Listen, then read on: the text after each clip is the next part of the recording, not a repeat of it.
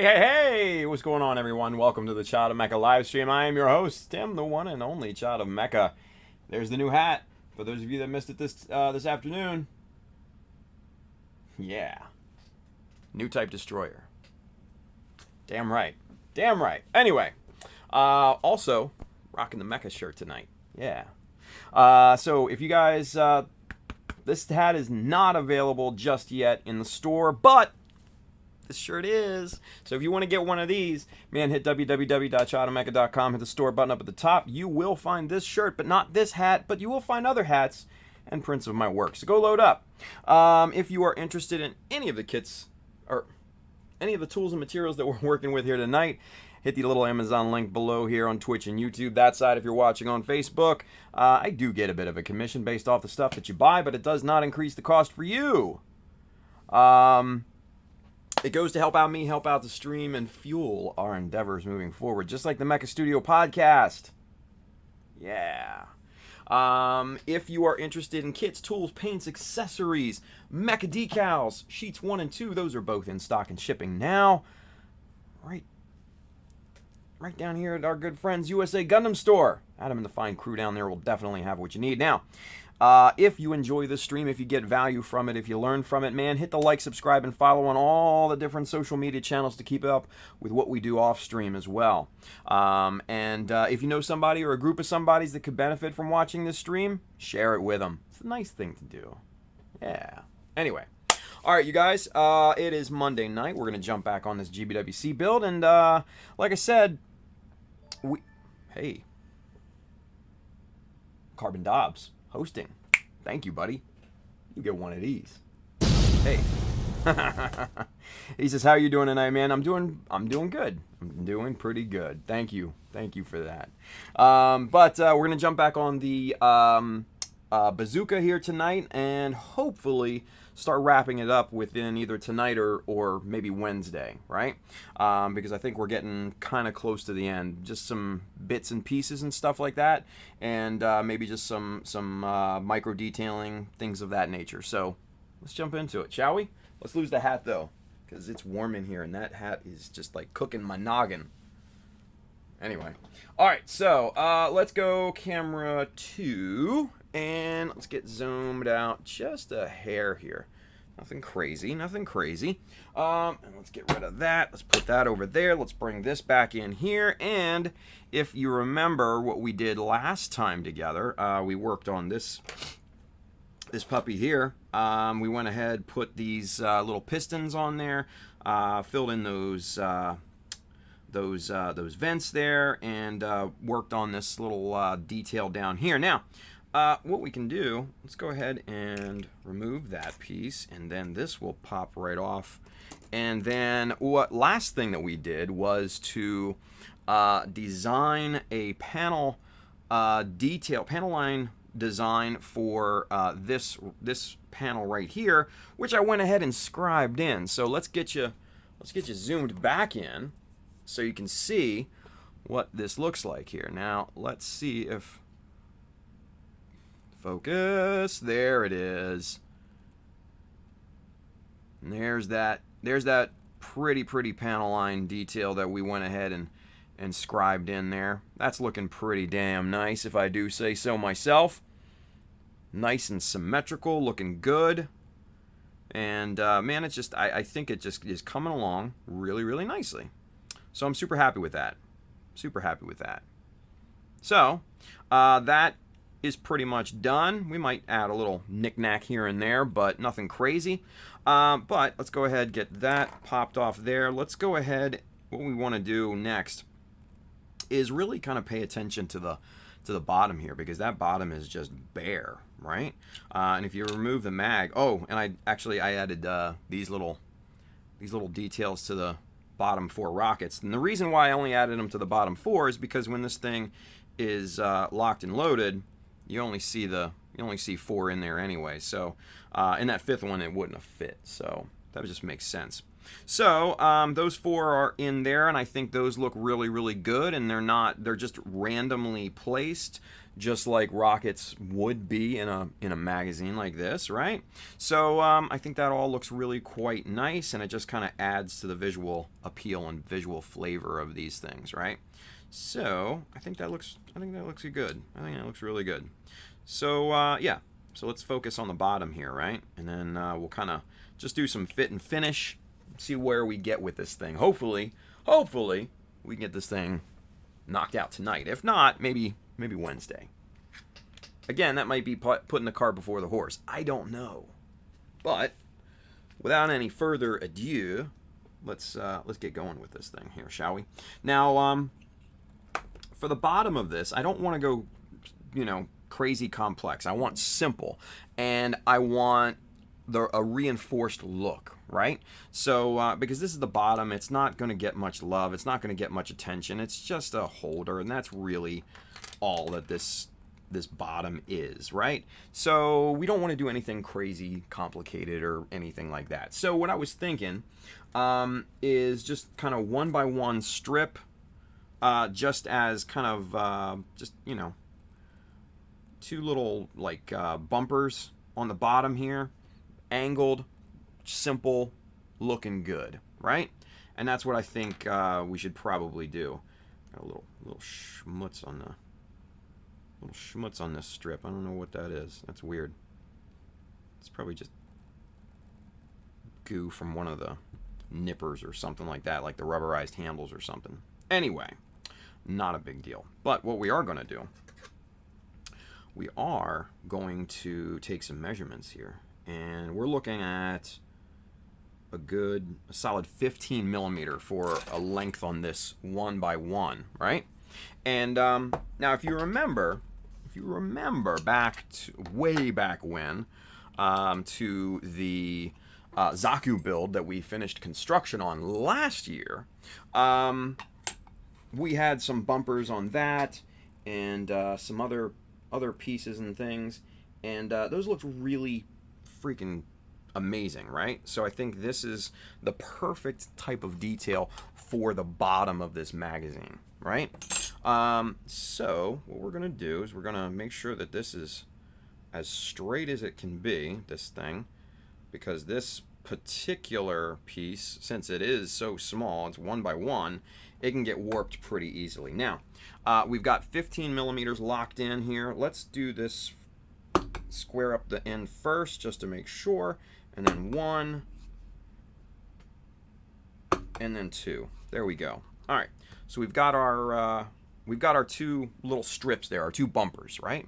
So what we're gonna do is we're gonna put these off to the side. We're going to put our 45 back in there for storage. We're gonna put this off to the side, and then we're gonna start to pay attention to these 2 guys. Now, what I want to do is angle both ends. I want to angle them at about a 45-degree angle. It doesn't have to be perfect, just good enough, right?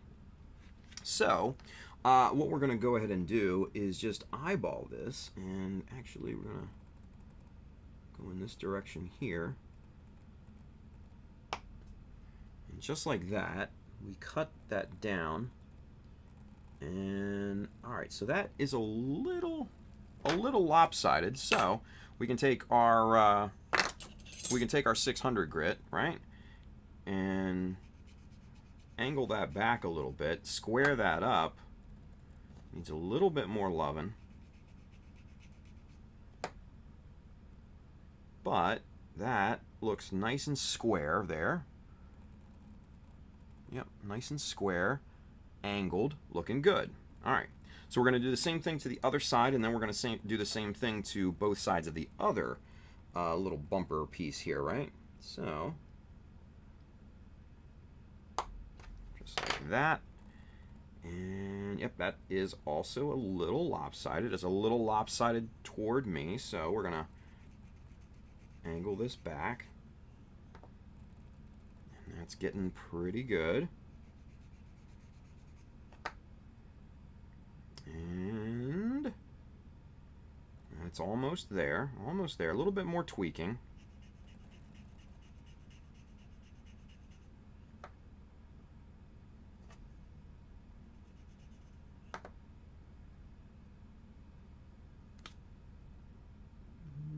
too bad. Let's try something a little bit different here. Let's try to angle it like this and see what that does. Oh yeah, much better. That's what we want. Okay, so that's what we're gonna do for this one here too. We're gonna go ahead and cut it straight down parallel to that, and boom, just like that.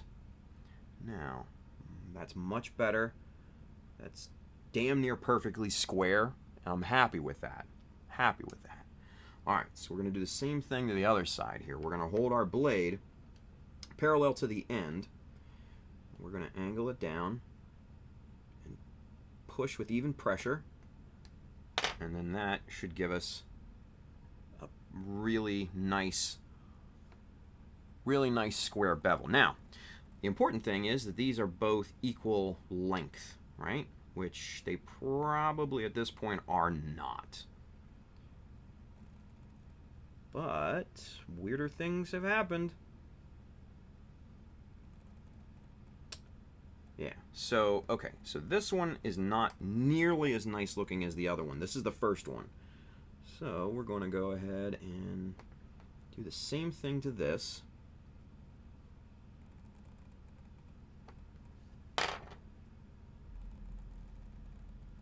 And that's not bad, but this end needs still a little bit of attention here. Ooh, hey now. All right, so that looks really good, but I think the length is off. I think this second one that we were just working on is going to be shorter, and it is. Yeah, it's shorter by probably about 1 millimeter. Not a big deal. So what we do is we hold these two in place. And there we go. We chop them both at the same angle. And those now are pretty much the exact same length. They might be off by a hair or two, but nothing crazy. Nothing crazy.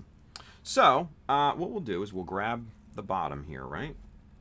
And what we need to do is find our placement for these. Now, this is going to be a little bit tricky with the different... especially with this heavy bevel right here, and then the strips are they're gonna wobble back and forth a little bit on us. So I think no, that's a little too much.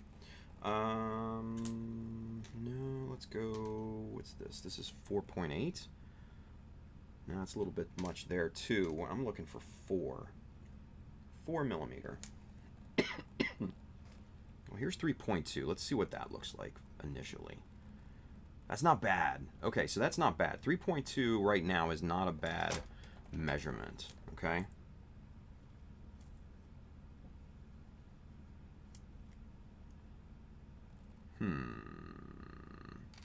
Let's see what 2 looks like, shall we? Let's see what 2 looks like.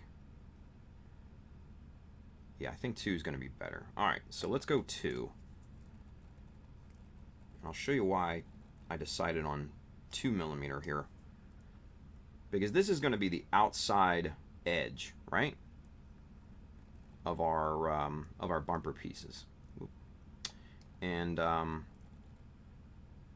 that's going to be, I think that's going to look pretty good.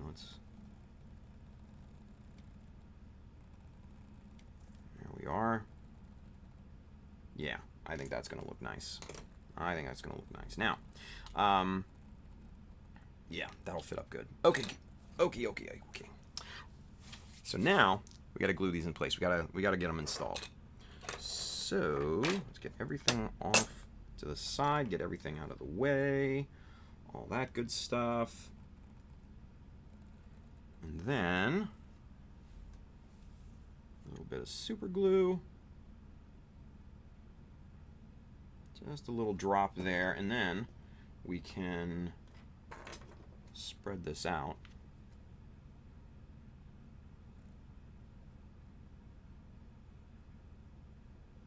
Just like that.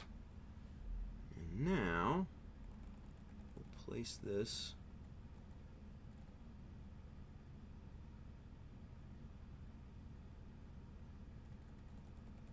ever so carefully right on that right on that line that we just drew, right? And then we'll push this down into place. And then there is the first of our little bumper reinforcements here for the bottom of this thing, right? And that's going to look really, really good. I'm really kind of digging this so far. I think this is going to be a really, really good look. All right, so now what we need to do is we need to figure out exactly where we need to place the other one. So we're going to take our T-square here and we're going to run this right across. If we can hold this straight, maybe we do it from this side. I don't know.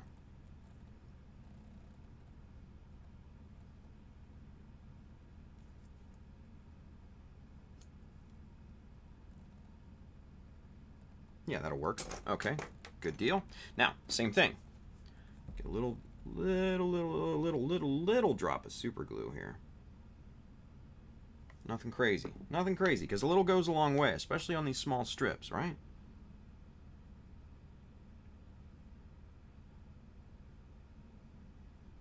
There we go. All right. And now we'll place this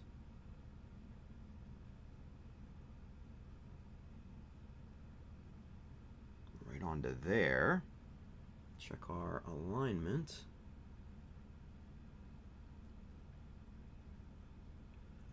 All right, and then we can press both of these into place right against our workbench, right? And so there, this one doesn't look parallel. That's because it's not. Son of a bitch. Okay, not a problem. What we do, we just get our hobby knife right under there, because this super glue hasn't, you know, fully cured yet, and that's easily removed, right? Easily removed. So now we just need to take our hobby knife and just get this, scrape this super glue off of here, just like that.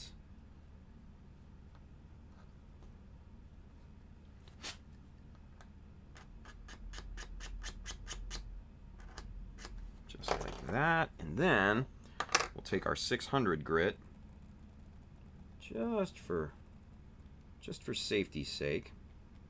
Try to get all the super glue off the sides here.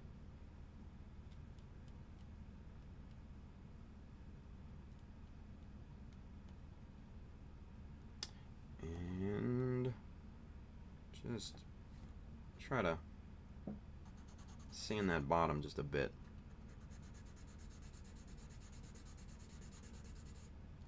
There we go.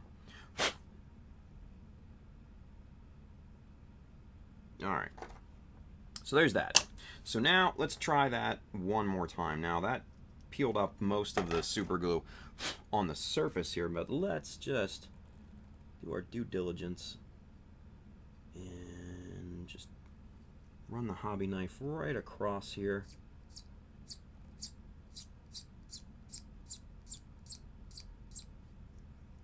Now, what we are going to need to do is redo that line. So, where's our 2 millimeters here? Here we go.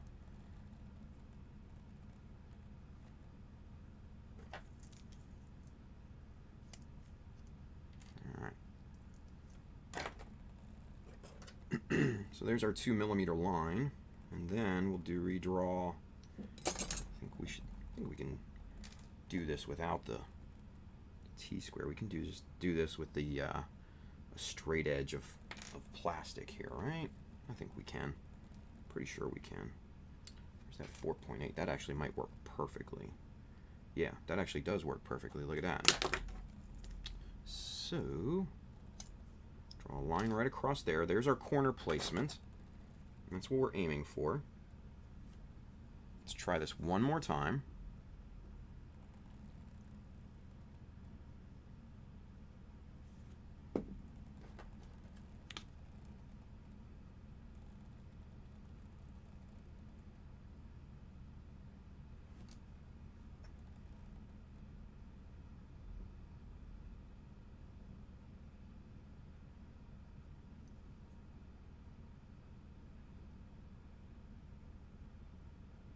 That looks much better.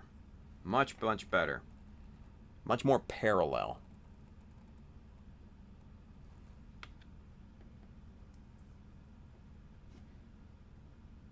Yeah, that's infinitely better than it was before. Infinitely better. All right, cool deal. All right, so let's get these bad boys back in here. Let's get that rocked in there, and then you can kind of see what we're going for. So these are basically just reinforcement bars. These are just basically bumpers. So if this thing gets, dropped on its end, it's not going to damage the outer shell of this magazine. It's going to hit these reinforcement bars, right? And that's common. If you look at, say, like roll cages and stuff like that, on cars and motorcycles, that's what those are there for. They're there to protect the internals of whatever machine that it is, right? So think of this in a similar fashion, kind of like a roll cage or something like that. These are reinforcement bumpers to protect the vital innards. This, in this case, being high explosives. Whew. You don't want that dropping on the deck of your space carrier, right? I know I don't. It's just me. Might be a one-off, but hey, rather be alive than dead. So that's it's a good look. I'm happy with this. I'm happy with this. Yeah. Okay, so next thing here is we need to separate this. We need to do a little cleanup on these two pieces here. Now, over the course of the weekend, focus, there we go. I went ahead, cleaned all this up, outlined, scribed these little details here, and did I did not. Okay. Thought I rescribed the minus sign and the minus mold here, but I guess I didn't. But we need to clean up this edge right there, because you can see the shine there down here, and that's just from super glue, where I went back and filled in some gaps and some little holes and stuff like that, right? So that's what we're gonna do next. And then once we clean both of these up, we'll get caught up in a chat, because I know you guys are out there. I know you're all talking. I get it. We'll get caught up.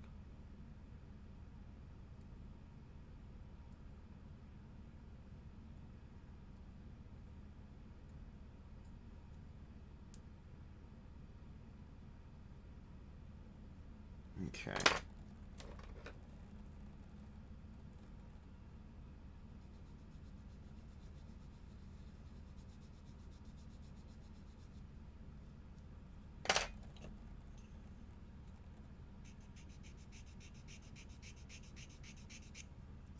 Just sanding this surface smooth and flush.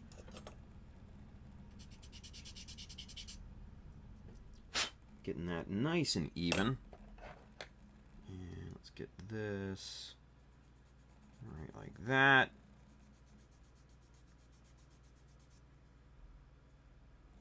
Nice. Okay, that's looking good. All right, so now we can worry about the flat part here, right? And for this, we're just going to go in and we're going to just initially, we're just going to start to scrape that down.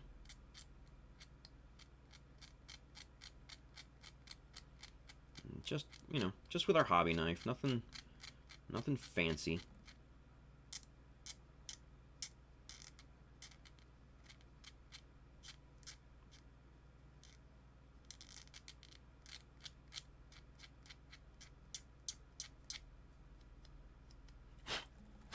Okay.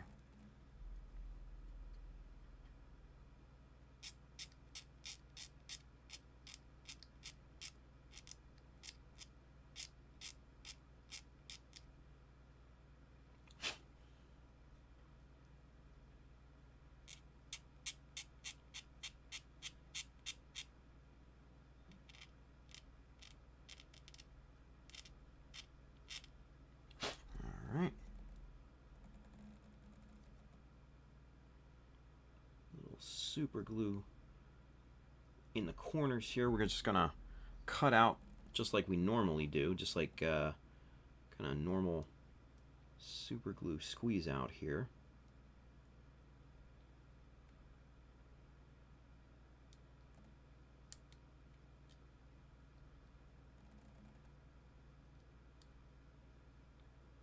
There we are.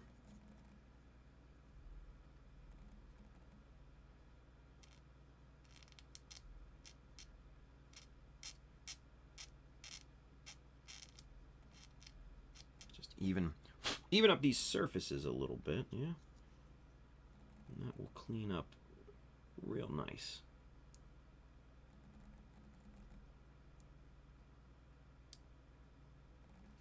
Here we go.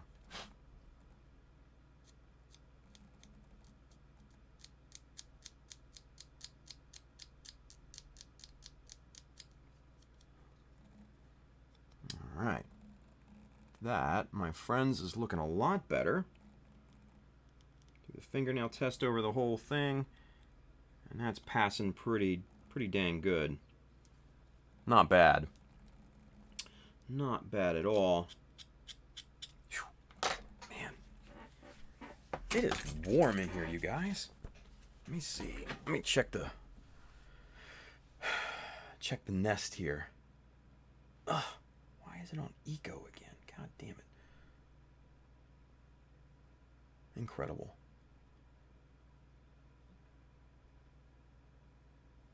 Anyway. Very warm. Very warm. Alright. So, with that, we need to just kind of reshape this floating notch right here at the bottom that we did previously. I just want to go back, clean that out of any debris and everything, and just make that look nice again. There we go. That's good. That is good. Okay.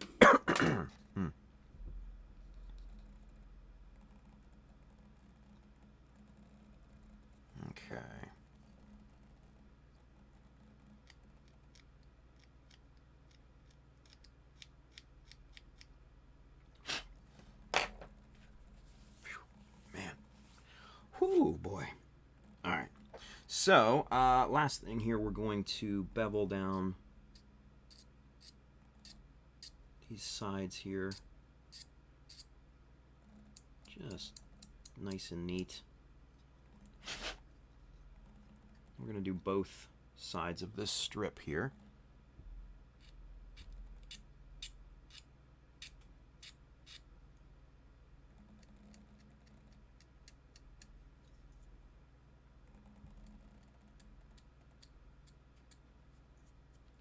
Okay.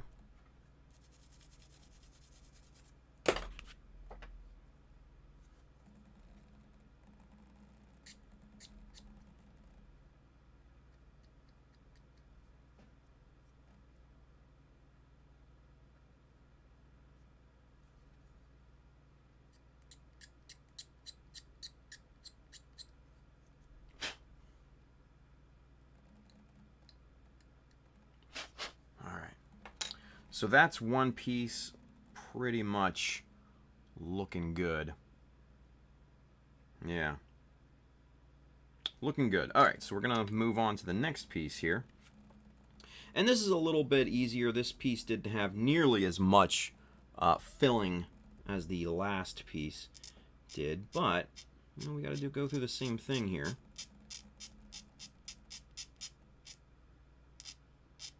Scrape all this down to flat.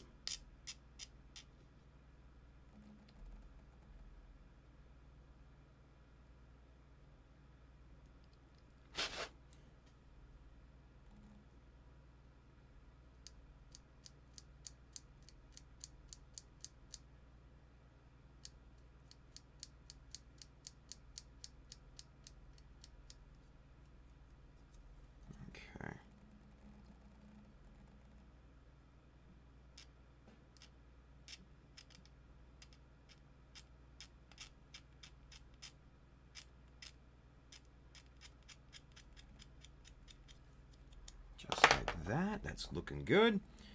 All right.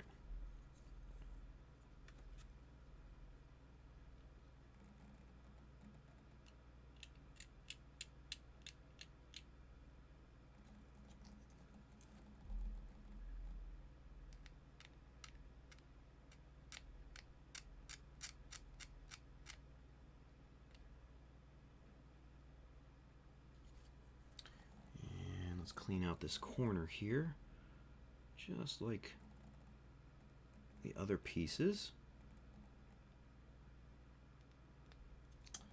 And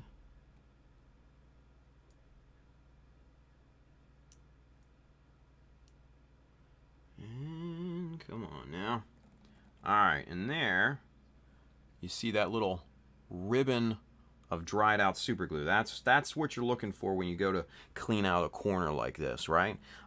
You want to cut down vertically first and then do your face or your surface cuts after that. And then if you do that right, then this is basically your reward. That's that super glue that's gunking up the corner of your piece, making it look messy, right?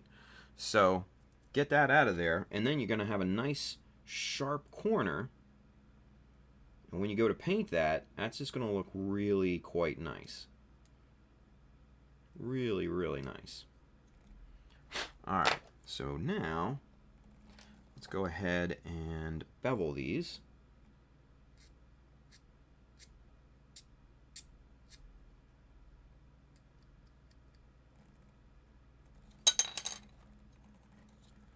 And let's see, let's do this top corner here. Just like that. There we go. And let's do this side here.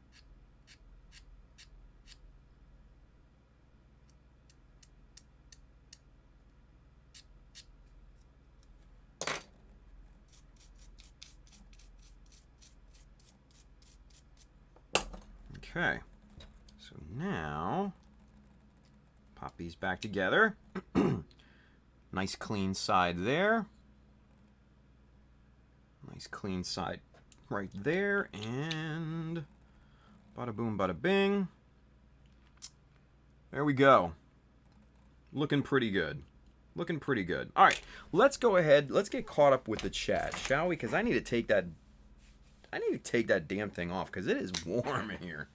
Like, I am sweating like crazy, you guys. Nutty. All right, let's go camera one. Let's get caught up with the chat, shall we? Let's go. Oh, my. What time is it? Whoa, it's 11:58 already. That's crazy. That's crazy.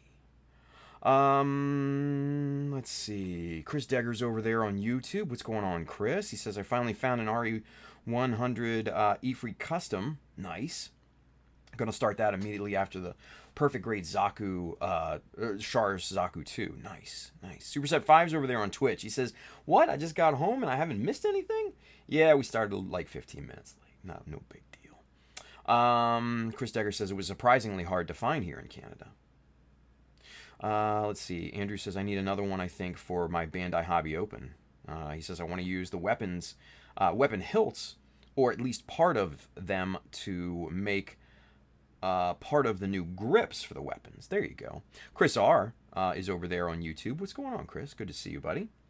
Superset 5 says, that hat must be mine. The NTD? Yeah. I like it. I like it a lot. It's a good hat. Let's see. He says, will there be an NTD shirt in the near future? Possibly.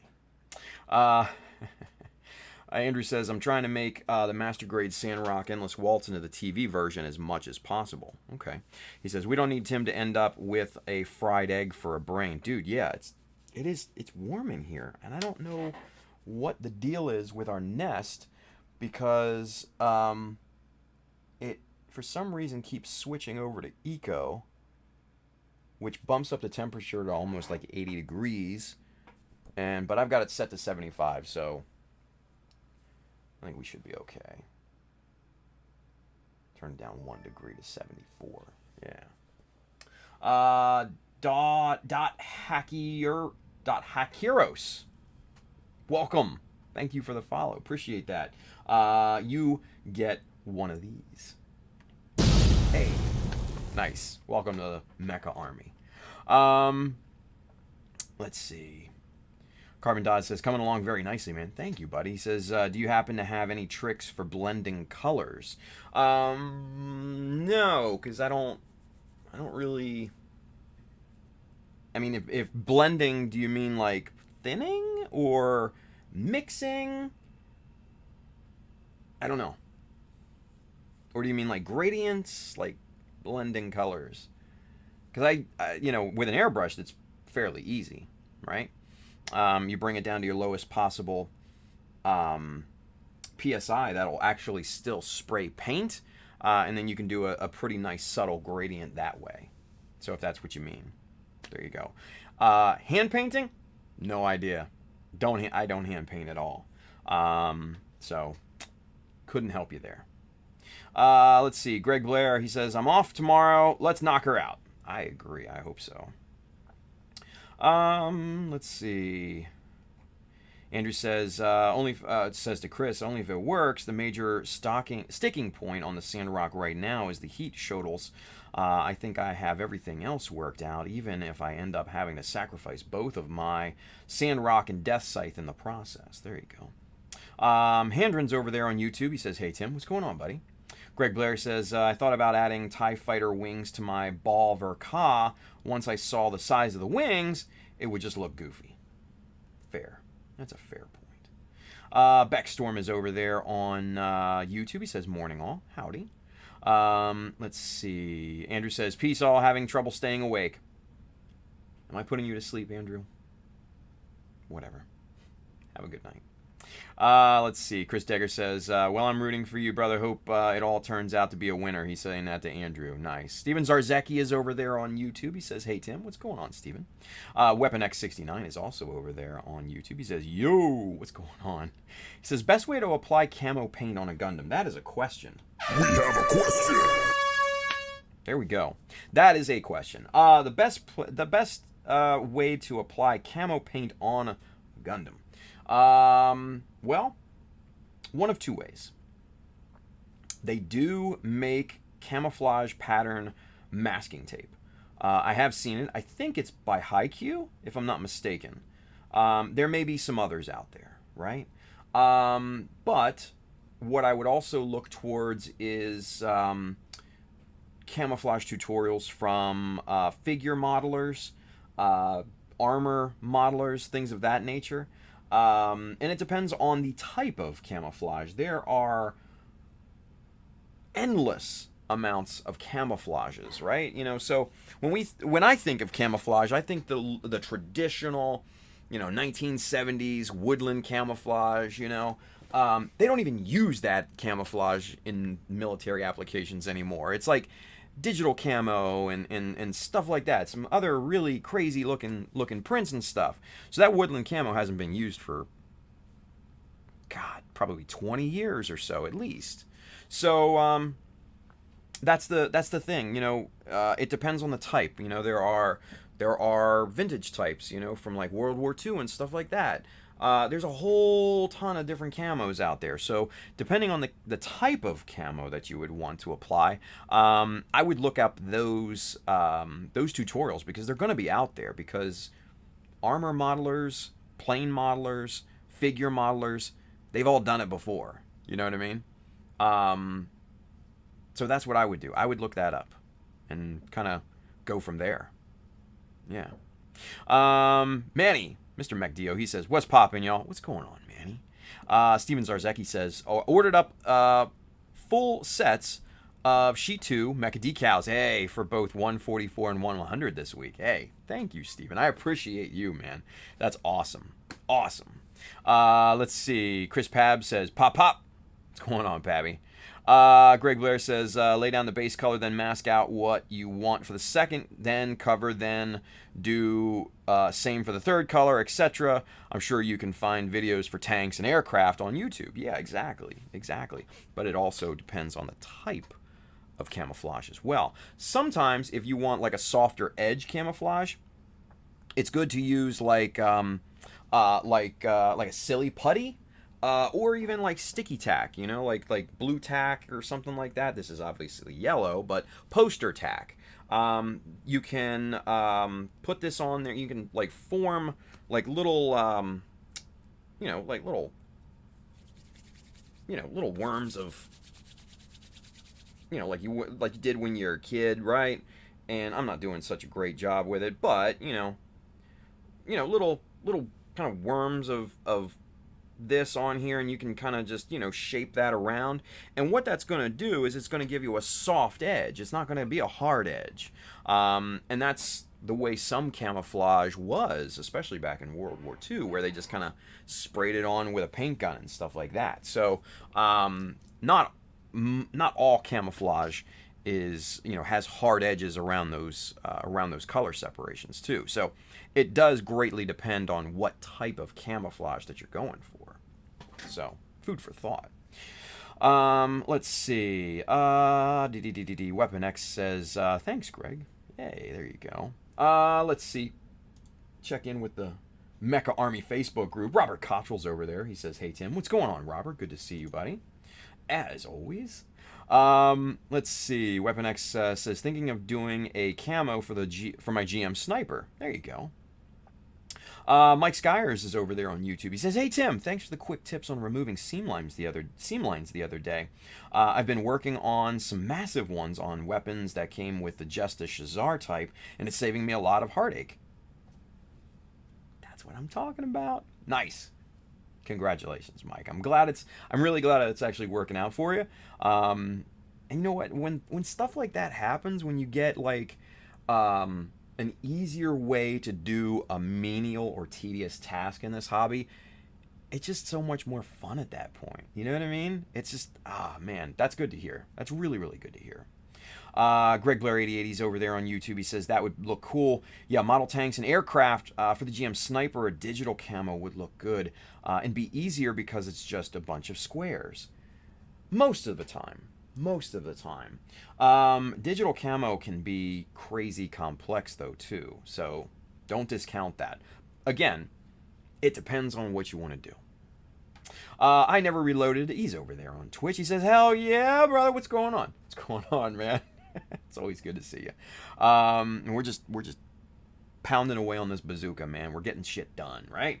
It's 11:08. We still got over an hour to go. We got time. We're gonna get some stuff done here. Yeah. I gotta remember this. I gotta remember the pronunciation. Guy Digogi. I probably fucked that up, but whatever. He says to Weapon 69, he says, look up a company by the name of Fallout Hobbies. They have see, that's the one I think I was thinking of. Yeah. They have a line of camo pattern stencils for both 1/100s and 144. There you go. Nice. Let's see. Brandon 5269, he's over there on YouTube. He says, just turned in my last college paper ever. One more 50-question exam and I have my degree. Brandon, that's awesome, dude. That is awesome. When you get your degree,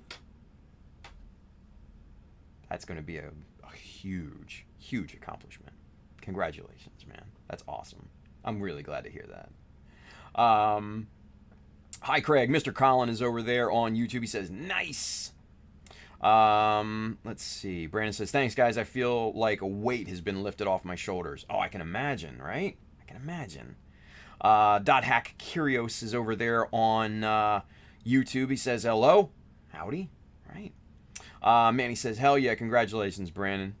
Definitely. Definitely. Charles Dodge is over there on YouTube. He says, does anyone know if or which of the early Perfect grades have transitioned to the Bandai Blue label? Mine came in still with the red label, and I can't find anything, and hoping my Google foo is just failing me. I don't know if they're changing the old labels over. I could be wrong, but I don't know if they are. And that could be old stock. I don't know. Food for thought. Let's see. Guy Dagogi is over there. He says, Tim, airdrop just dropped 3 shirts in the old mail slot today. Look great now, just waiting on the hats. Yes, the hats. Oh, you guys, the hats. I got this today. I ordered it a month ago. That's how backed up they are right now with production in terms of embroidery and stuff. It's stupid backed up right now, and it's because of Rona.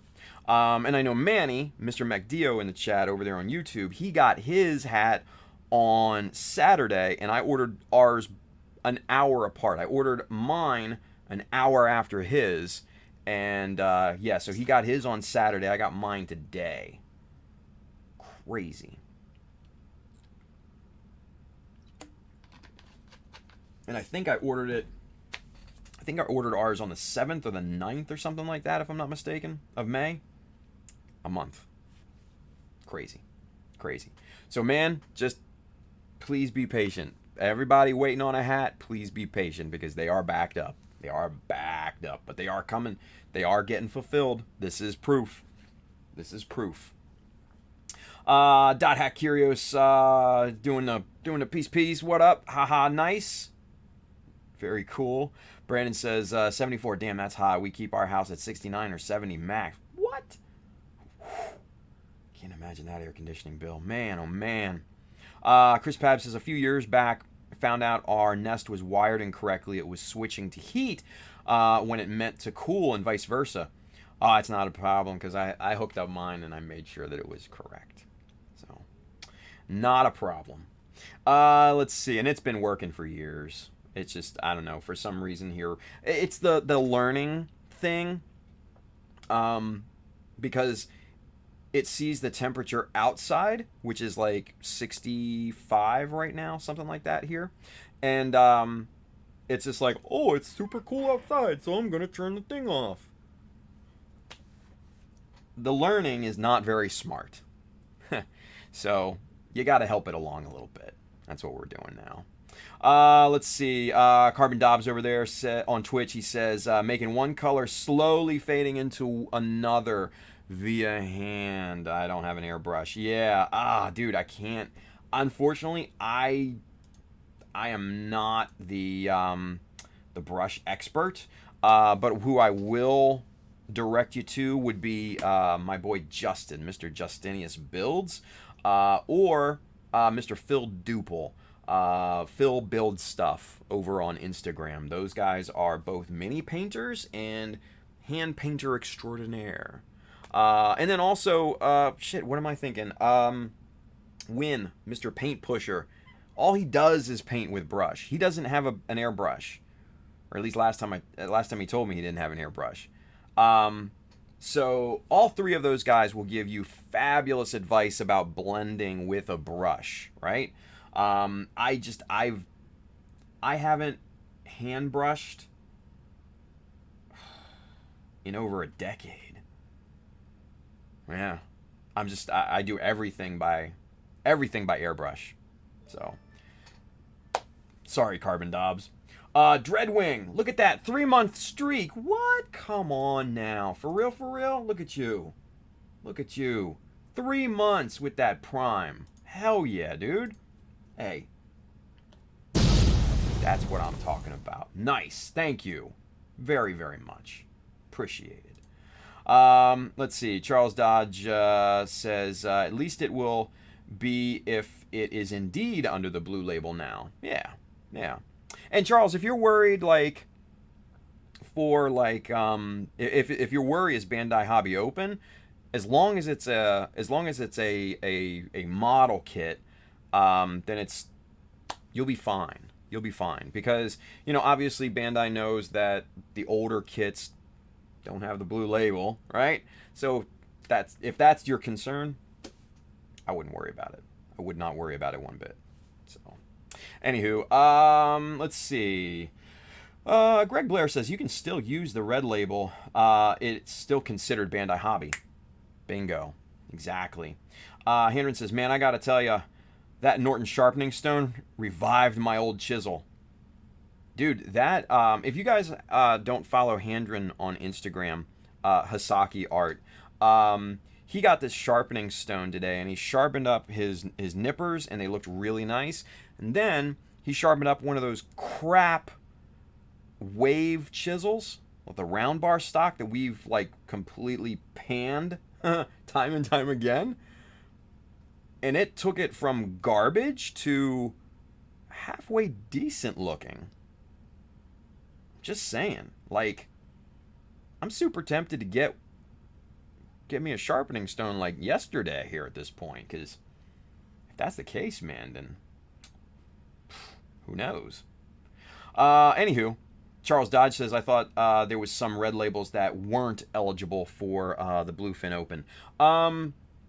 As long as they're models, that you've put together, right? The toys and stuff like that, the pre-built things, nada. Yeah, Greg Blaren says if it's stuff like toyish things, like the Kamen Rider belts, yeah.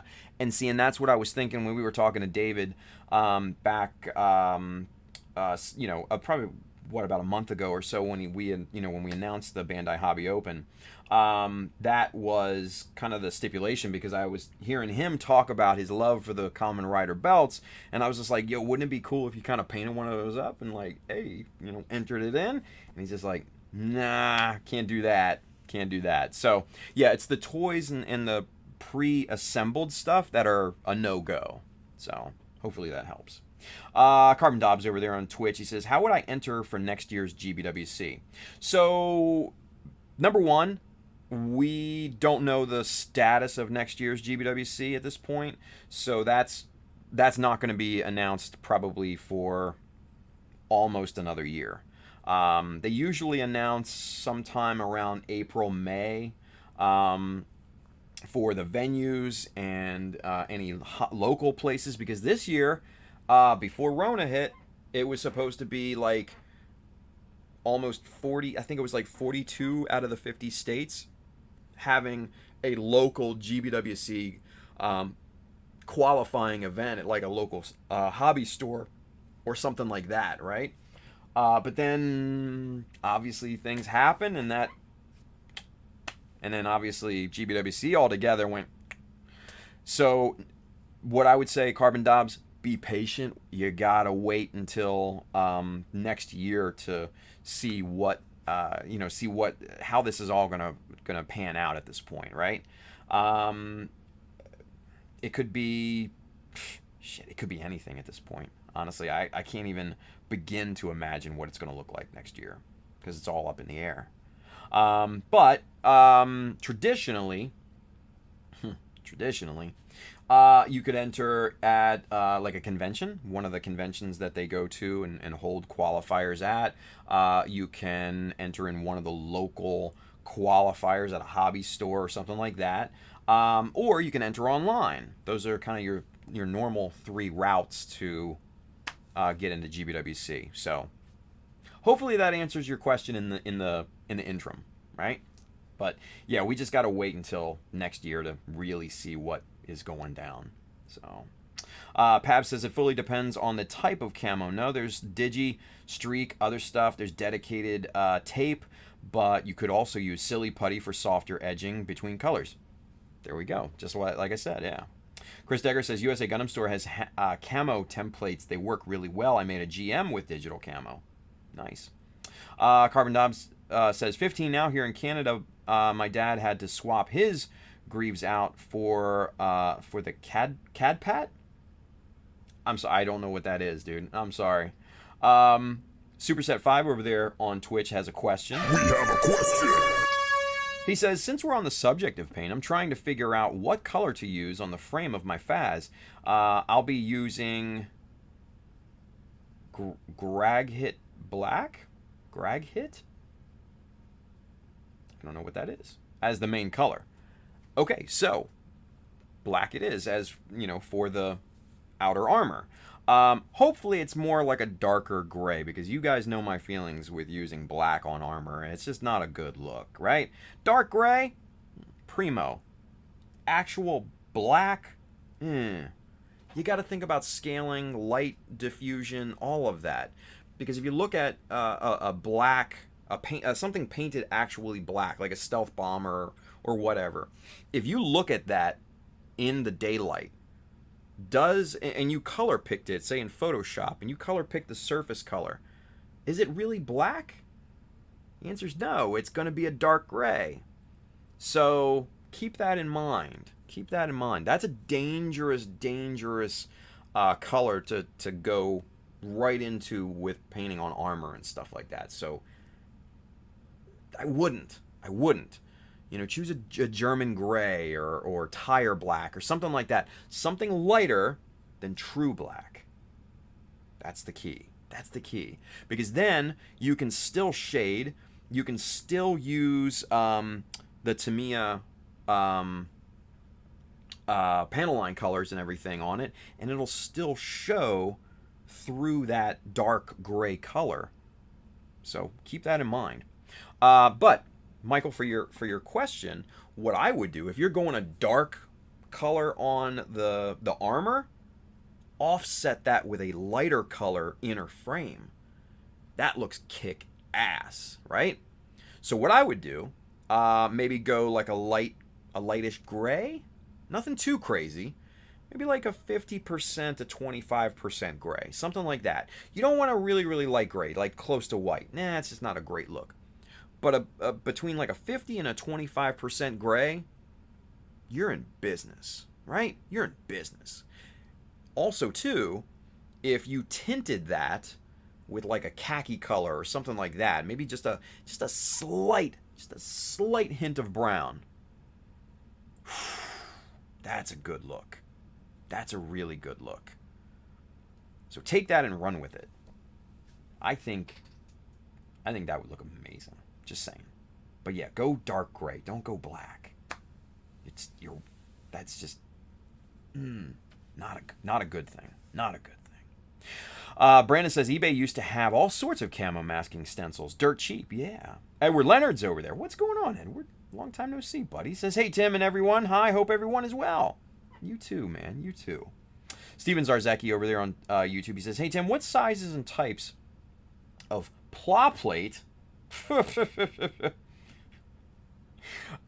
you recommend for someone looking to begin to scratch build?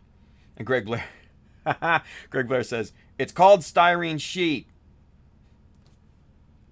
I'll let it go. Don't worry about it. But so for sizes in terms of scratch building, right? So of course you're going to want sheets, right? 0.5 millimeter, 1 millimeter are great sizes. If you wanted to get the Tamiya pla plate, that's their brand name for their styrene sheet.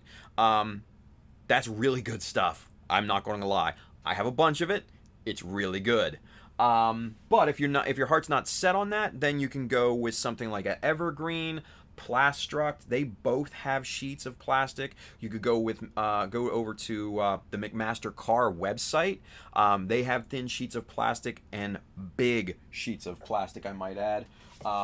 Big as in like 12 by 24 sheets for like $4 or $5. Like big, massive sheets like this, right? And if you wanted to get super crazy, you could get like big sheets, like 4 by 8 plywood-sized sheets. Now, I don't know if they still have those, but they've got much, much, much bigger sheets than that. Food for thought. Whoa, hey, Chaco Velasco. Thank you for the sub. Appreciate that. Welcome to the Mecha Army. You get one of these. Bang on. Hell yeah.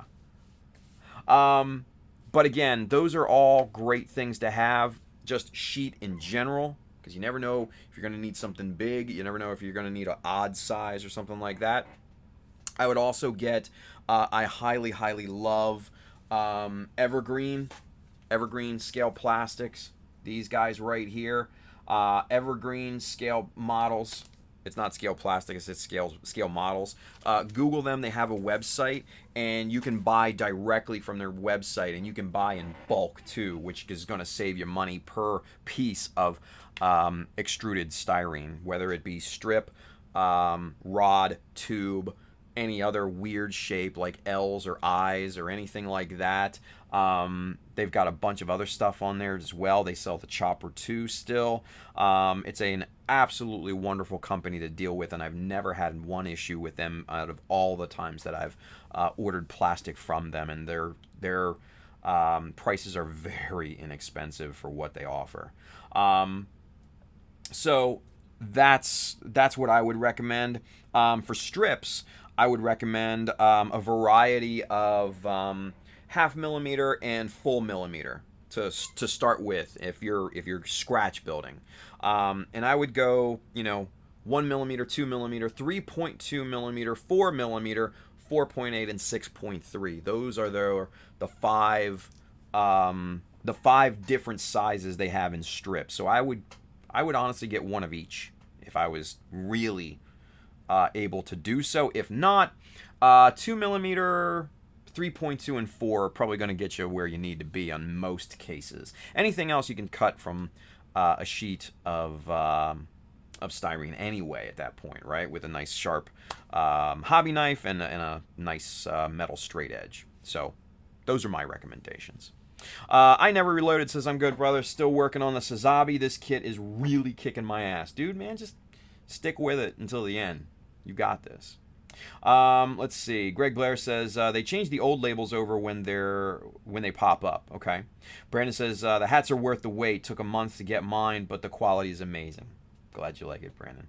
Carbon Dobbs says, if you answered my GBWC question, I was away from my PC. I don't know. I'm still catching up, dude. Beckstorm says, finally took the leap of faith and started airbrush painting my master grade Sinanju. First time painting anything. I like it. I like where your head's at, dude. Keep up. Keep it up. Beckstorm says, I have spray can primer and top coat, though, so having a hard time getting used to how close and fast to spray. Yeah, you just gotta kind of figure that out based on the amount of pressure that you apply, right? So it's one of those learning things. Let's see. Greg Blair says, light coats, short strokes.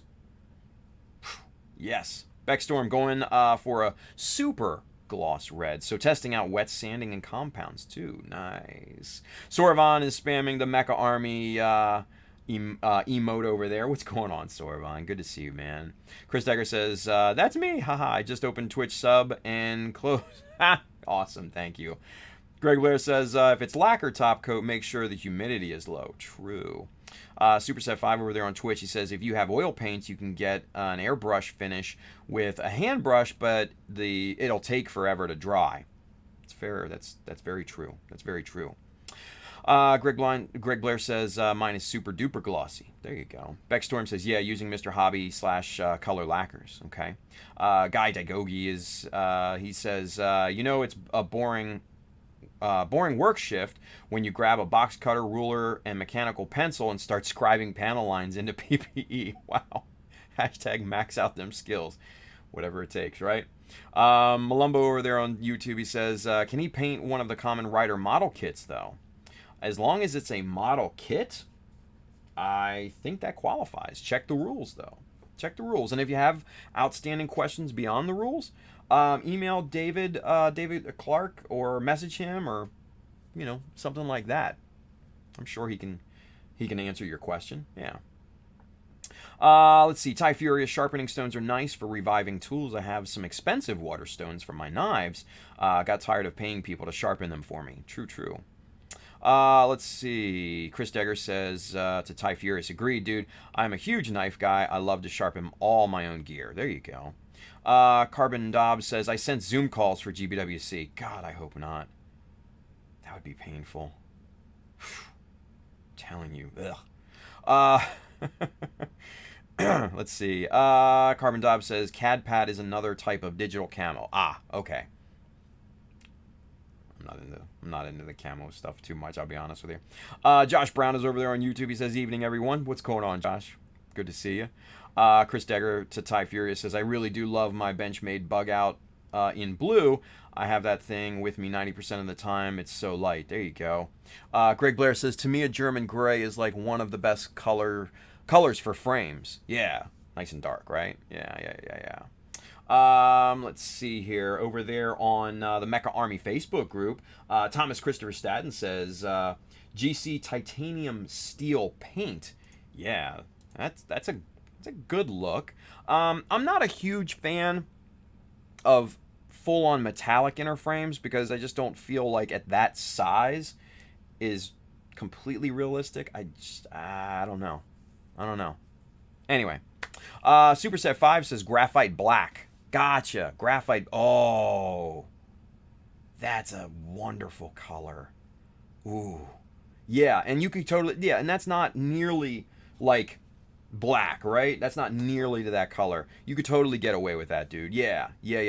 That's a wonderful, oh, I love that color. Yeah, so what I would do is I would offset it with a lighter gray. That would look killer. Absolutely killer. Carbon Dobbs has got a question.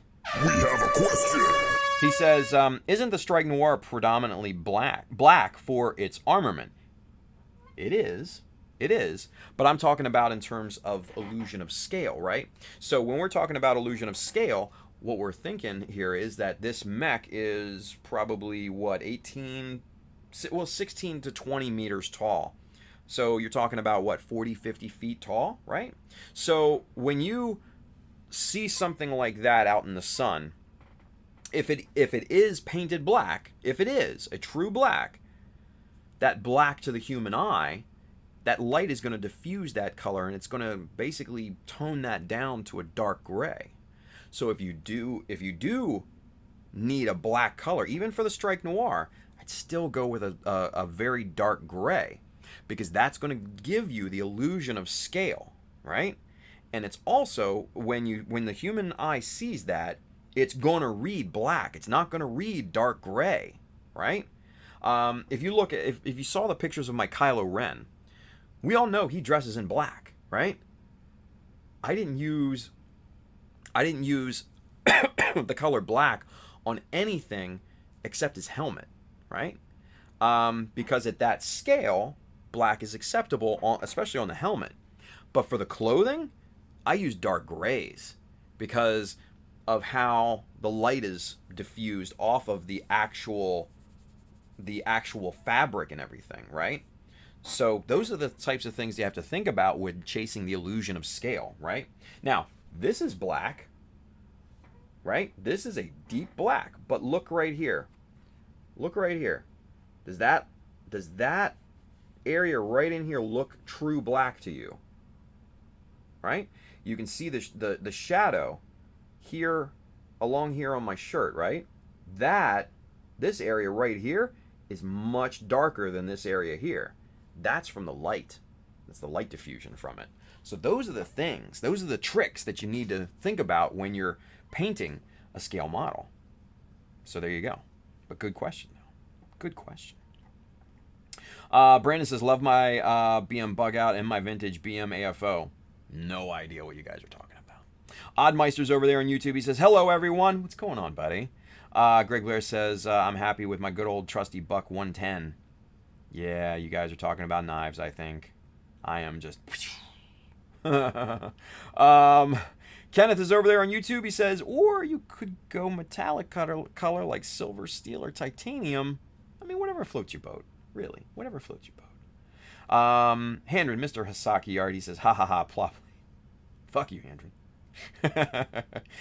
Greek Knockus over there on Twitch, he says to Carbon Dobbs, basically we have to wait till next year, March, April, to find out the events that will have GBWC judging. If they do have physical judging like previous years, you show up to the convention, the event with your model, register, and wait for the results. There have been some form of online entry, but I don't think it will be like last year's, though. I don't know. I mean, there's always an online entry, right? I mean, I actually won online with airdrop. So, yeah. There you go. Let's see here. Brandon says, have one of those too, Greg. I want to get the Auto Buck 110. Yeah, again, knife shit. You guys have lost me. Henry says Wave has it too. Oh yeah, the Wave plastic sheets that actually have the grid on them, highly useful. A little bit more on the expensive side, and you have to go to a Japanese vendor to try and get those, or find somebody here in the States that carries them. I don't know if USA Gundam Store has them or not. I haven't checked honestly, but it's worth a shot, right? Let's see. Let's see. Greg Blair says I need to look into that, Brandon. It's is it like again, knife stuff. Beck Storm, hey, non-knife stuff. Hey Tim, any idea how far you can sand polish paint before a clear coat would have adhesion problems? It really shouldn't have any sorts of adhesion problems as long as the surface is clean, right? If it's all solvent based, if it's lacquer, like a Mr. Color or something like that, that will bond chemically. So you could have damn near a mirror finish on the paint, slap down your clear coat, and it'll still bond because it'll bond chemically, because it's solvent. You need to break that bond, obviously, with with isopropyl alcohol, and that will peel it all off, right?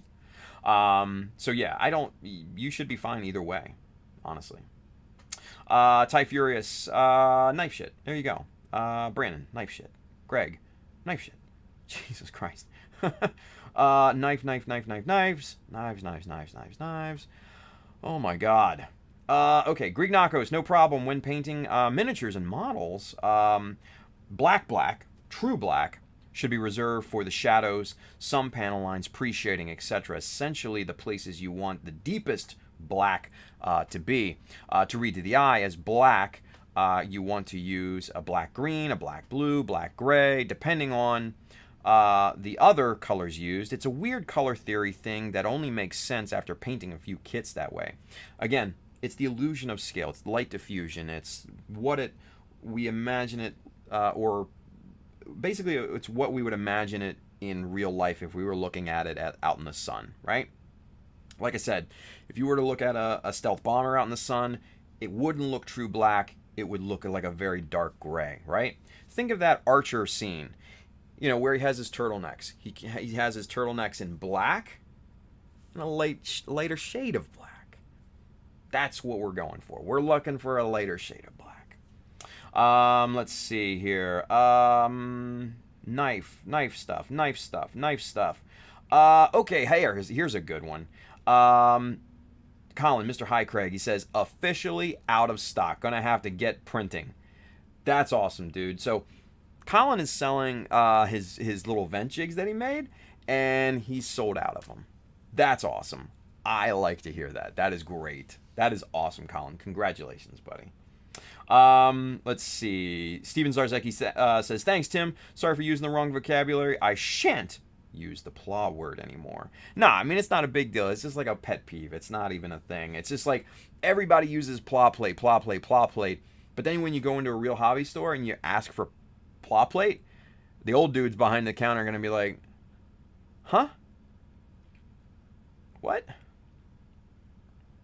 Oh, you mean styrene sheet. Yeah, we got that back in the corner.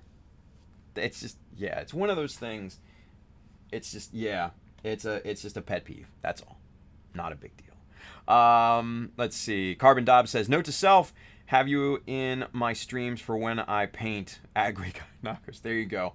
Brandon5269 says, oh, knife shit. God damn. Let's see. Chaco Valesco, he says, glad to be in the Mech Army, just getting back into the hobby after a few months of being dormant. Hey, well, welcome back, man. This is a good time to be in it, right? Let's see. Brandon says, off to go get a bottle of whiskey to celebrate with. Night, everyone. Brandon, take care, buddy. Chris Degger says, LOL, he is getting to all our knife talk now. Yeah, thanks, assholes. Greek Knockos over there on Twitch, he says, oh, there's a ton of better painters on color theory than me on Twitch and YouTube. Fair, but still. Let's see. Dot Hack Curios just bought a can of German black and smoke black. There you go. Lighter shades of black. Greg Blair, enjoy Brandon. Hopefully it's a great whiskey. There you go. Let's see. Dot Hack Curio says, my bad, I meant gray. All good. Knife shit, knife shit, knife shit, knife shit, knife shit, knife shit. Tex Marquise waving hi. Hello. Let's see. Tex says, never mind, sneaking in under the wire. Actually, we started like 15 minutes late, so we still got a little bit of time. Guy Dagogi says, oh, well, gotta go make a paycheck so I can feed my plastic addiction. Later all. Take care, buddy. Tex Marquise says, I like my steak knife. Pab says, I like my butter knives. It's fair. Chris Degger says, LOL, never get knife nuts in a room together. We will never shut up. Seems like it, right? Oh, my. Beckstorm says, got it.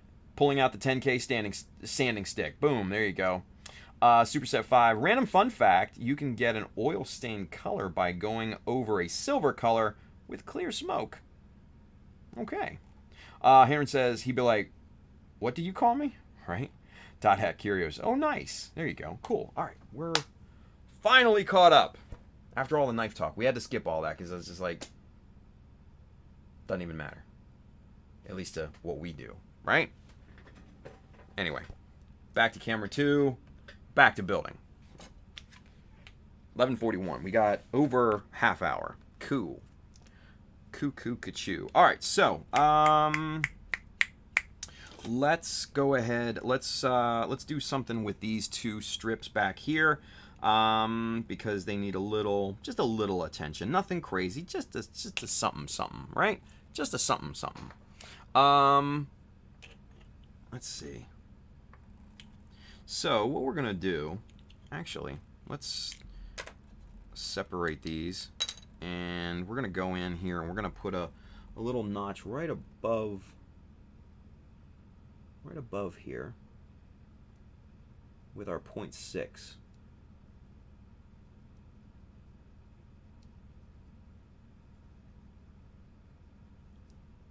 There we are. All right, and then we'll come back, turn this around. We'll go at it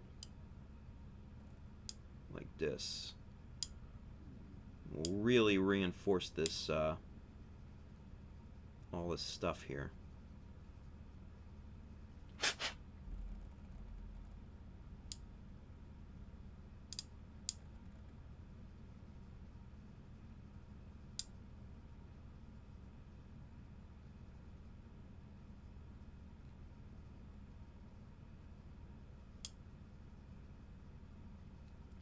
There we are. Okay. Very good. All right, we'll do the same thing to the other side here real quick.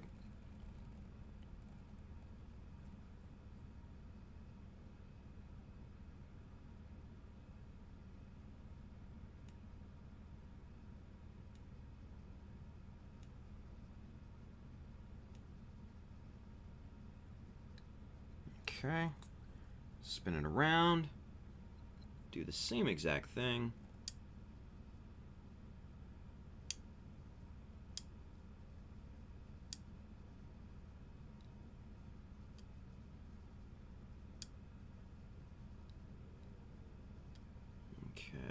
That's looking pretty good.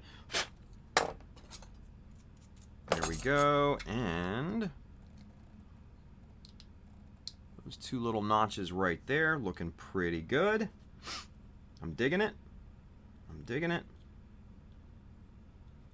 And what we can do, put a couple more little ones here, just right in here. Nothing crazy.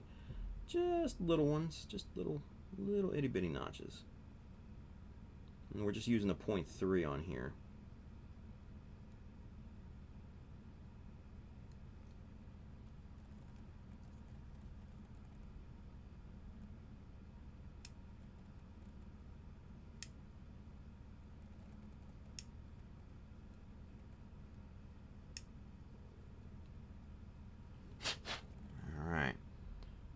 There we go. You can see that little notch right up there at the top, right? So that's looking pretty nice. Do the same thing over here.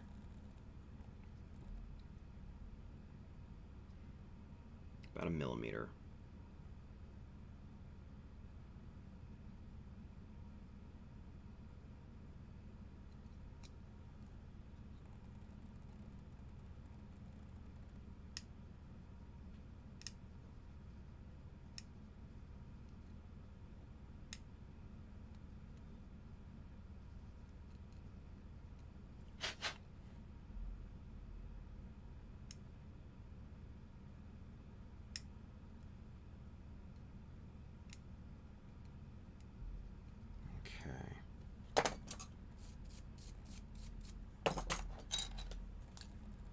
use our .15 here to clear out the debris from here. Very nice. Okay. Okay. Just little, you know, just these little itty bitty, just little detail bits. These little micro kind of details are just really what's gonna kind of set this thing off, right?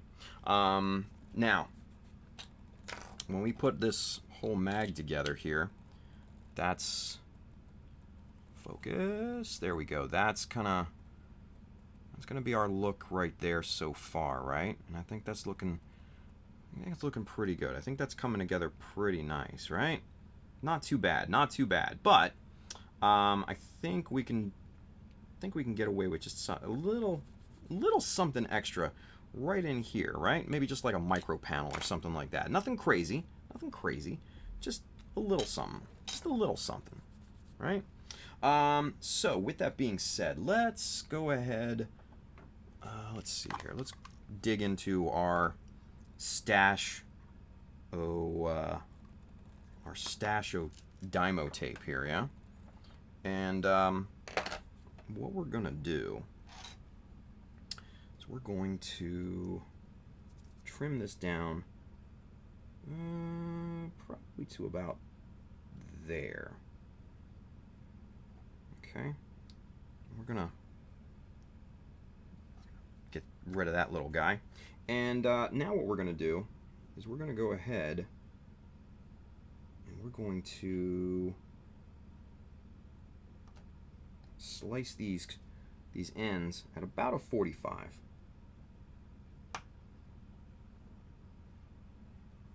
Just like that, right? Pretty good. I like it. I think that's going to work really nicely. All right, so we've got this is our template for our little micro panel here, right? So let's get the backing tape off of here.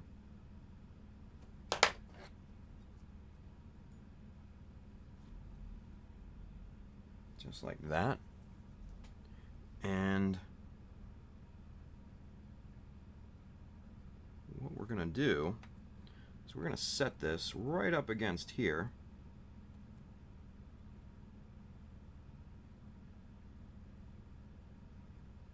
There in the middle of this little area here, right?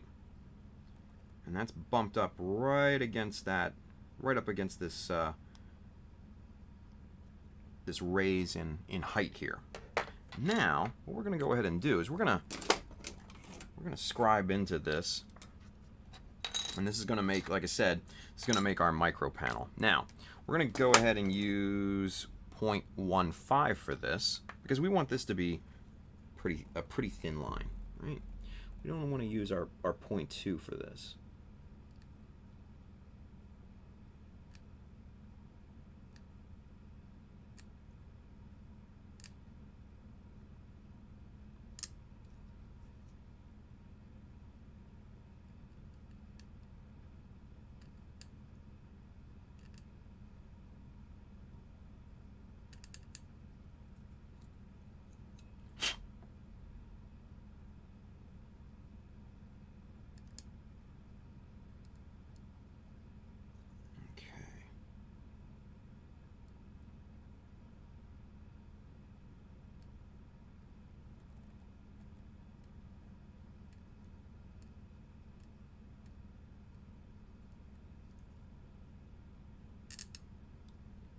Okay, so there's that. Let's go ahead and get this peeled off ever so carefully because I want to reuse this on the other side.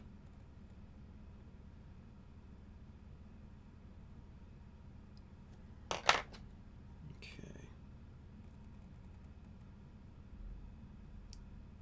There we are.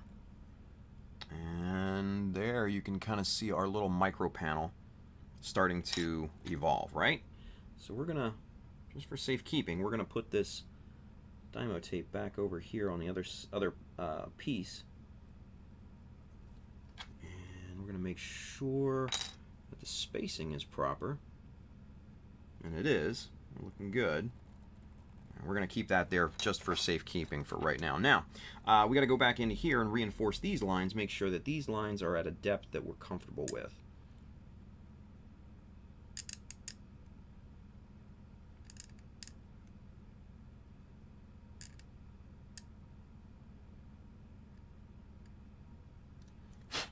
Okay.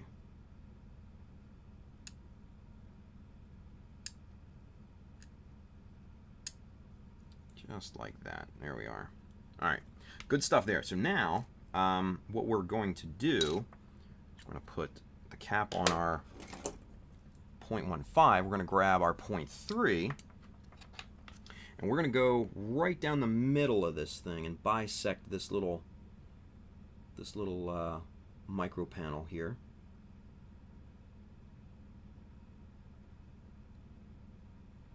Which is like a nice thick panel line here, right down the center. And that's going to sell the look of this thing really well.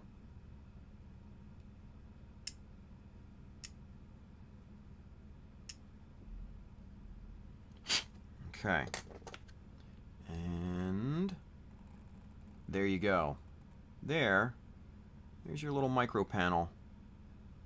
And when we go to paint this, obviously what we can do is we can keep this the same color, or, ow, that hurt. I just tweaked my knee a little bit. Ooh, that's better though. Not a big deal. Anyway, but when we go to paint this, we can keep this the same color, or we can paint this an offsetting color. So if we made this like a darker gray, we can paint this like in a lighter gray or something like that, or even some other offsetting color, right? So that's the thought process behind micro panels, right? So that's why I love to add these little itty bitty sections in here. Ooh, that's the 0.3. We don't want to scribe the outline of this with that. That would be unfortunate.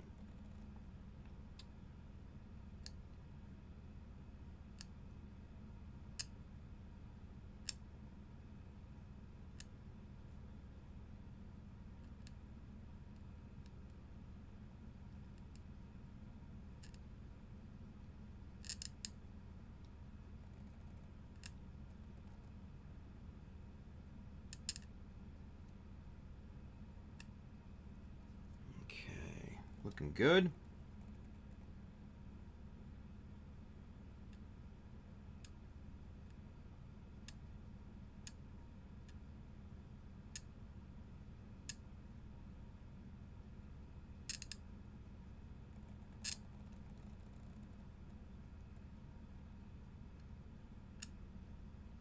Okay, got that line set in. Now we can just go ahead and get rid of this little template altogether. We don't need that anymore because we've got the line set in. We just need to go in and reinforce it now.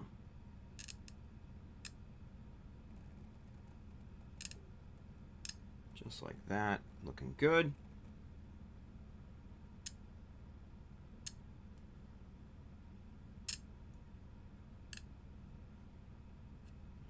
Very nice. All right, so cap that. Back to 0.3. Time check, 11:54. Cool, we got 20 more minutes. All right, so divide this in half.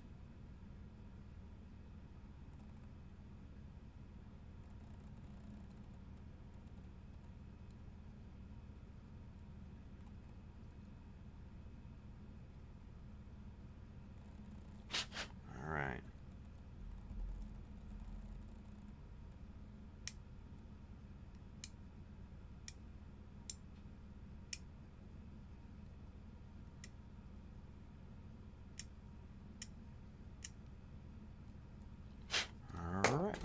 That, and let's get our 0.15 back in here to clean out this panel line.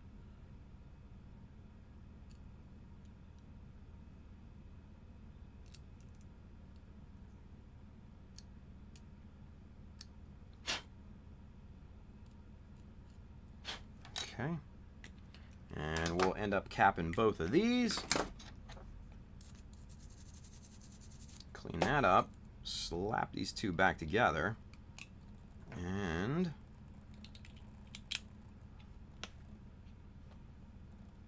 yeah, there's our work.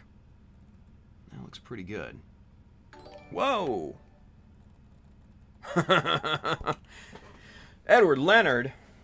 Thank you, Edward. He says, Tim, you're a god with your patience and helping people with their problems and difficulties, LOL. That's why I support you.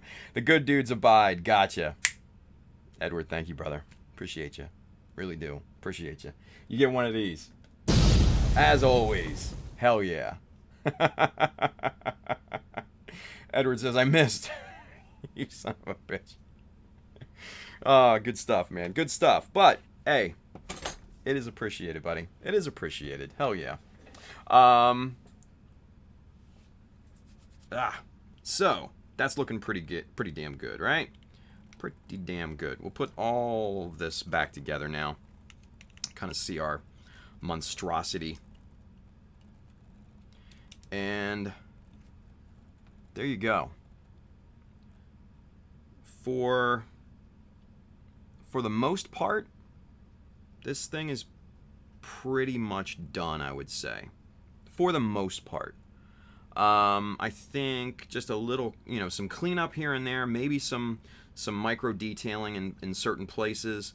But other than that, I think for an overall composition, I think the bazooka is where we need it to be.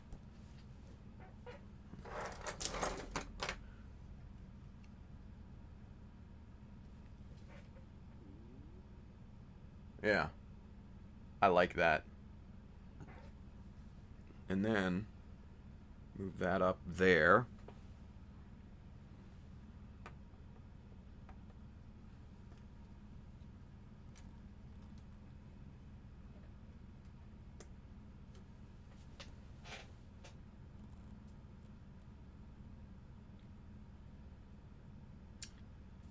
I would say they were made by the same company.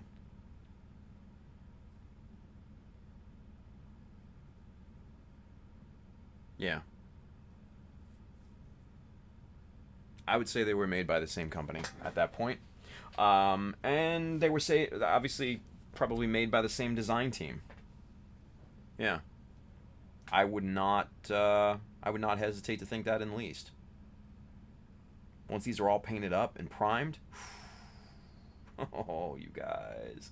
He's going to be a badass weapon set right here. You thought the Mohawk was badass. This is killer. This is killer right here. Yeah. And imagine what it looked like before. With the weird, snout, the bell end snout on it. With nothing else. Ay, ay, ay. Yeah. Yeah. Hell yeah. That's what I love. That's what I like. All right, let's get caught up with the chat here real quick, yeah? Where do we leave off? Let's see. Tex Marquise. Mac the Knife is a classic. Fair enough. Kenneth says, wait, Tim hasn't started working on? Ooh, hey. Ty Furious. Hey! $2 super chat. Sorry about the knife talk. Dude, don't be! I'm totally dicking with you guys. Totally giving you a hard time. But thank you, Ty Furious. I appreciate you, man. You get one of these. Hey. There we go. There we go. Let's see. Greek Nako says, good way to shade yellow is to use red and or purple. Yeah, purple. It's weird, but it works, he says. Manny says, hack. Superset 5 over there on Twitch, he says, pink 2 in addition to all those. Yeah. Greg Blair says, I was listening to Bobby Darin today on my way to work. Okay. I don't know who Bobby Darin is. Sorry. Greek Nakos want a better yellow undercoat with pink. The warm tone, I can understand that. Yeah. Greg Blair says Mac the Knife is a downright classic. Why haven't I heard of this? I don't know. I don't know what this is. Mac the Knife. I know Mac Tonight, the old McDonald's shitty mascot, but I don't know this Mac the Knife. Anyway, Alexander says, "Morning all." What's going on, Alex? Let's see. Choco Velasco, he says, "Yup, especially with all this amazing guys I'm learning from, Wilson, Angelo, and everybody from the Phils." Oh, dude, yeah. The Philippines, man. I'm telling you, they are heavy hitters. Love those dudes, man. I love those dudes. Alexander says, "Man, I do feel like I've been hit by a mobile suit transport vehicle." Hey. Greg Blair says, "Leg day, or did you overdo it last night?" No, just I don't know, man. I had my leg folded up underneath of my other one, and I just went to move it, and it just went eh. I don't know, weird. Anywho, Alexander says, "Just woke up, and plus the gyms aren't even open here yet, which is pissing me off." I've literally lost, where other people have gained weight during this whole lockdown thing, I've lost weight. That's not good. I've lost like 10 pounds. And that's muscle mass, unfortunately. And that's nothing I can do. Greg Blair says, "That's me every morning. It usually starts with me yelling, 'Shut the F up,' in my alarm clock." Nice. He says, "Oof. I got typos galore. I am staying off the chat. Night, fellas." Hey, good night, buddy. Steven Zarzecki says, "I'm out, guys and gals. Y'all have a good night or good morning. Catch you all later. Thanks as always, Tim, for your help in answering my questions. Man, my pleasure. My pleasure." Kenneth says, "We can feel that ages." Yeah, well, it happens, right? Superset5 says, "I finally got my Shore Trooper from Rogue One in the mail from USA Gundam Store today. I'm going to have to get started on my Remix UC Pilot this weekend." Nice. Alexander says, "Glad I finally got my 30-minute mission custom sorted out. Only need 2 packs to finish it. Then waiting on Dantillion, Gushian, Rebake, Full City, and Haro Loader." Nice. Then it's learning dioramas, which honestly scare me. They're not that bad, though. Actually, they're not that bad. Absurd is over there on YouTube. He says, "Yo, Tim, what's up? What's going on, man?" Craig Blair says, "That looks like one bad mother." Alexander says, "That's a good-looking pair of weapons." Edward Leonard says, "Love it." Dot Hack Curious over on Twitch. "Dude, that looks dope." Alexander says, "Wait, Tim, you paint them and prime them? Isn't that backwards?" Yeah, you got what I meant, right? You got what I meant. Let's see. Thomas Christopher Staten over there on the Mecha Army Facebook group. He says, "What is the best way to get heat effects for a sword or axe?" Heat effects like a heat hawk, right? So what I would probably do is to start by painting it pure white, and then start layering on colors along the outer edge of the blade. Because if you think about it, the heat is coming from the emitter on the inside of the blade. And I wish I had an example to show you, but I don't. So the emitter is that block that holds the blade, right? So the heat is coming from there. So it's going to be the brightest, whitest, hottest right near the emitter. So you leave that white, but then start shading outward in darker and darker and darker subsequent colors. So that's what I would do, right? Now, Handren says he probably means heat effects like on thrusters. Then if that's the case, yeah, like Handren said, which you can do with the Tamiya Weathering Masters. Yes. With, what is it here? This set right here. Tamiya Weathering Master, this is set D, right? Now, this comes with burnt blue, burnt red, and my favorite, the oil stain, right? So, if you get this, the burnt blue is wonderful because it's a metallic color. The burnt red is kind of like a metallic-y, kind of coppery color, but then that oil stain is just a magical color. So this would be probably your best bet in achieving a truly heat-stained look at that point. So Yeah. Chris Decker says the little red details are so amazing. You should do a before and after photo of these. Oh, I wish. Absurd looks good. Any recoil pad for the gun? No, because it's a short. It's a short beam saber or a beam rifle. So I don't think beam rifles would have recoil because it's emitting energy. It's creating and emitting. It's not. There's nothing to really push back on. I don't think. Lasers don't emit recoil. So you don't really need it, right? Why not? That's what I'm thinking anyway. Anyway.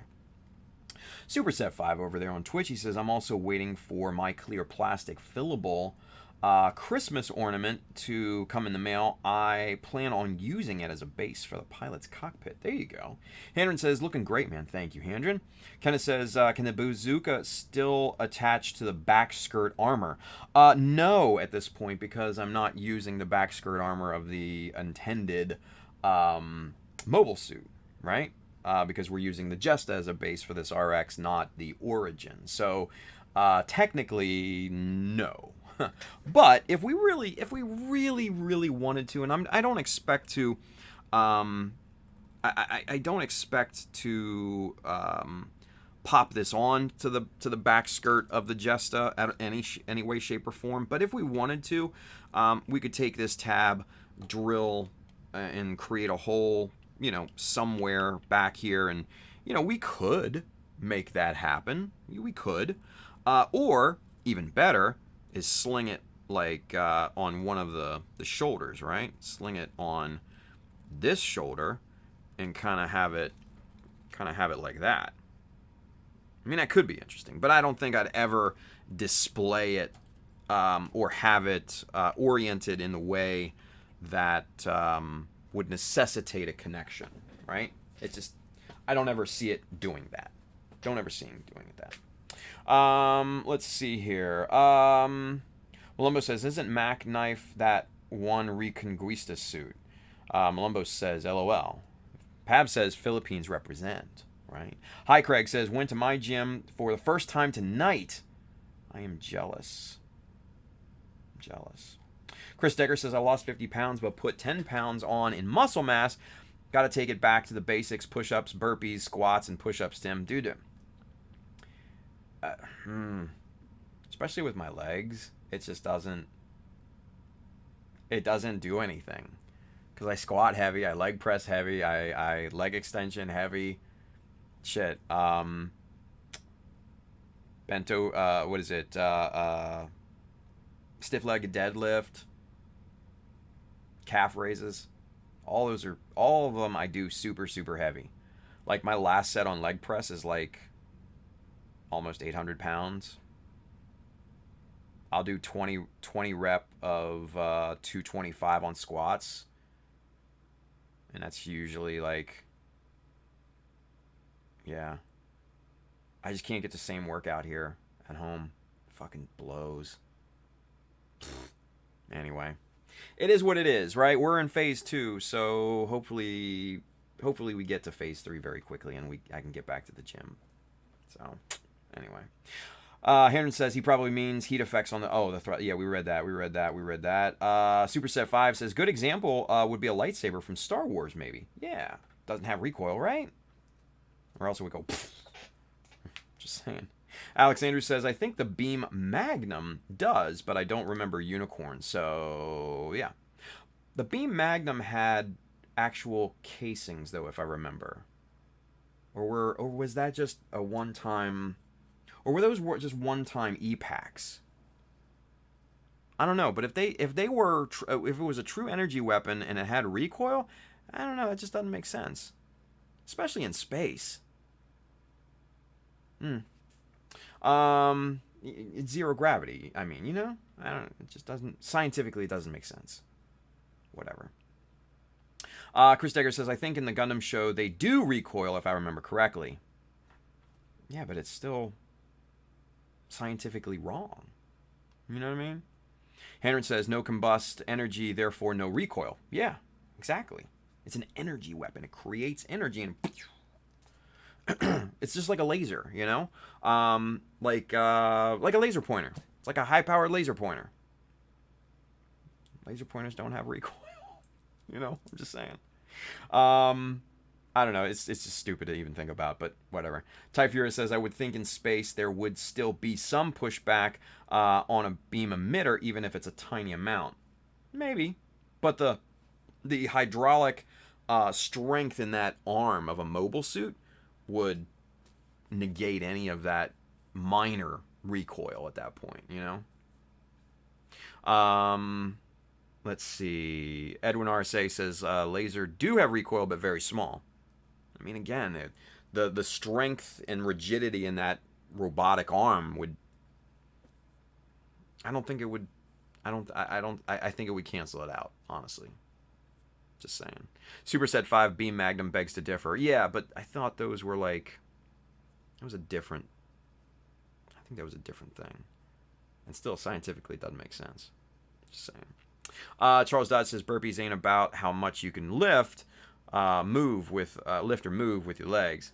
Yeah, it's more of a shit cardio movement than anything. I don't like burpees. Nobody likes burpees. Burpees are torture. Anyway, let's see. Thomas Christopher Staten over there, he says on the Mech Army Facebook group, he says 5-shot E-packs. I thought they were E-packs. They weren't like casings or anything like that. So that makes sense. Rusty 00, he's over there on YouTube. He says one proposed way of making small space sails reach near light speed is by bouncing lasers off of them. The photons do emit recoil. Interesting. Mike Skyer says the Silver Bullet suppressor has replacement arms to shoot the Beam Magnum because it wrecks the arms with each shot. Still. Alex Andrews says bleep test is torture. Bleep test? I don't know. Anyway. Chris Decker says, I love burpees. I do 100 in the day and 100 before bed. You, my friend, are cracked. Like, cracked. Just saying. Absurd over there on YouTube. He says, sorry, Tim, I was talking about something to balance the composition. Didn't mean to create a discussion around it. Oh, no, dude. Actually, this is more in line with the original beam rifle, right? Because it didn't have any sort of butt stock or anything like that. It just had this little knobby thing, protrusion thingy there. So that's why I kind of incorporated it that way. And I just tried to add on bits and pieces from the original to keep that same spirit in the remix, right? So we've got the weird scopy light thing. I don't know. We've got this busted little nubby thing here, and then of course we've got the actual barrel of the original beam rifle there, right? And then we got some nice things, some nice throwbacks from the origin weapon. We've got the scope here. We've got this banana mag from the shoulder cannon of the Master Grade Origin, and then obviously the base is from the Jesta rifle as well. And then you got your laser cannon there. That just was an add-on. It's nicely scratch built. So yeah, I think all that looks really good together. I think it all looks good together. Yeah. Alexander says it's a thing we did back in school. It was hell. An audio player was set to beep every so often and speed up at each level. We had to run the length of the hall and back before it beeped. Otherwise, we were out. Ooh. Yeah, I'd say the bleep test is torture. Screw that. Superset 5 says 5 beam shots condensed in one E-pack is what I meant to say. I gotcha, Michael. I gotcha. Cool. Alrighty then. So it is 12:15 on the dot. That's going to do it for us tonight here, kiddos. Let's go back to camera 1. Let's pop on the new type destroyer hat. Yes. Look at that. That, my friends, is killer. All right. So with that being said, you guys, obviously you can't get this hat in the Child of Mecha store just yet, but you can get this awesome blacked out mecha shirt. And you can also get some other hats and prints of my work in there. So go load up. Hit up www.childofmecha.com. Hit the store button up at the top. You will find all that stuff. Now, if you're interested in any of the tools and materials that we were working with here tonight, I highly suggest you hit the little Amazon link below here on Twitch and YouTube. That side, if you're watching on Facebook, I do get a bit of a commission based off the stuff that you buy, but it doesn't increase the cost for you. It goes to help out me, goes to help out the stream, fuel our endeavors moving forward, like the Mecha Studio podcast that's going to be coming soon. And if you are interested in kits, tools, paints, accessories, Mecha Decals, sheets 1 and 2, those are both in stock and shipping now, right down here at our good friends USA Gundam Store. Adam and the fine crew down there will definitely have what you need. If you like this stream, if you learn from it, if you get value from it, man, hit like, subscribe, and follow on all the different social media channels so you can keep up with what we do outside of the stream. And then, as always, if you know somebody or a group of somebodies that could benefit from this stream, share it with them. It's a nice thing to do, right? Anyway, you guys, I will be back here tomorrow afternoon at 3 p.m. to jump on the SD high grade unicorn build again. We're gonna keep pushing through that. We got some good stuff done today. We're gonna continue that tomorrow, we're just gonna keep on motoring along. Yeah. So, with that being said, you guys have a wonderful rest of your night. I will see you guys tomorrow. Be safe out there. Use some common sense. Wash your hands. But by all means, build something cool. See you guys.